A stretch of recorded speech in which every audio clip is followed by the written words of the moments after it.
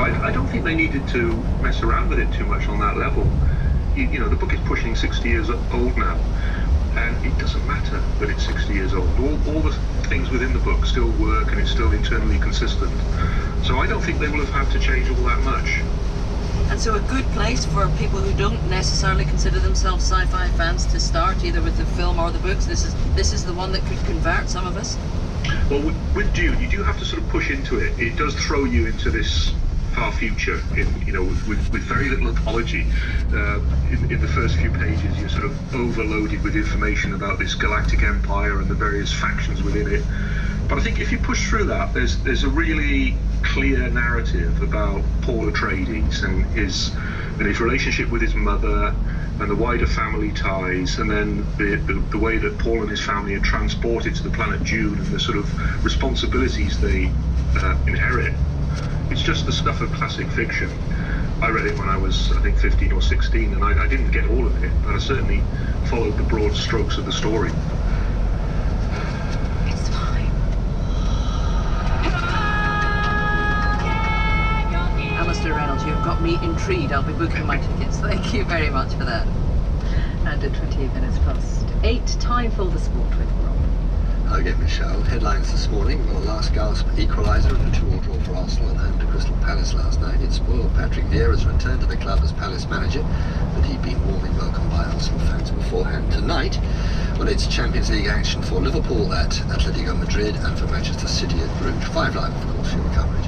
The Premier League clubs have voted for a temporary ban on so-called related party transactions, that's to say sponsorship deals linked to club owners, pending discussion of a permanent rule change. This will prevent Newcastle United signing contracts with companies linked to their new Saudi owners. So it's out with the old, in with the new from England Rugby Union head coach Eddie Jones. 4 uncapped players are included in his 34-man squad for the 3 autumn internationals against Tonga, Australia and South Africa, but 4 big-name players, Mako and Billy Vunipola, plus Jamie George and George Ford, are excluded.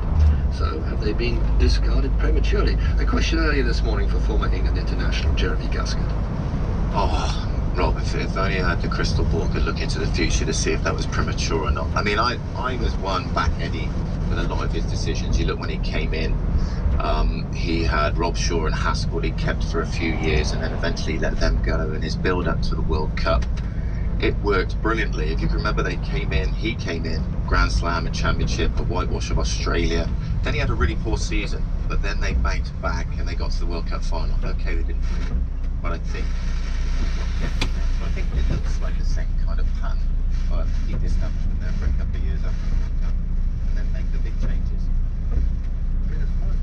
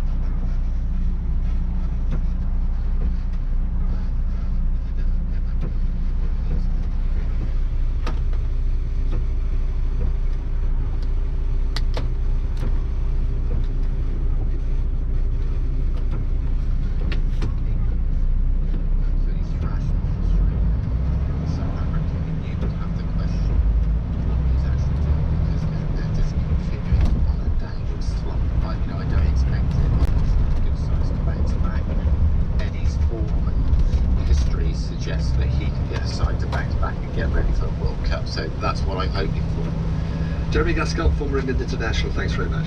Pleasure. Which takes us to the tips. Exeter 2:05. Number 2, Story of Friends. Newcastle 4:35. Number 5, Belma. Thanks very much, Rob. Now, with a look ahead to what's coming up in half an hour, here's Jim Al-Khalili. My guest this morning on the Life Scientific is the genetic epidemiologist, Professor Tim Spector.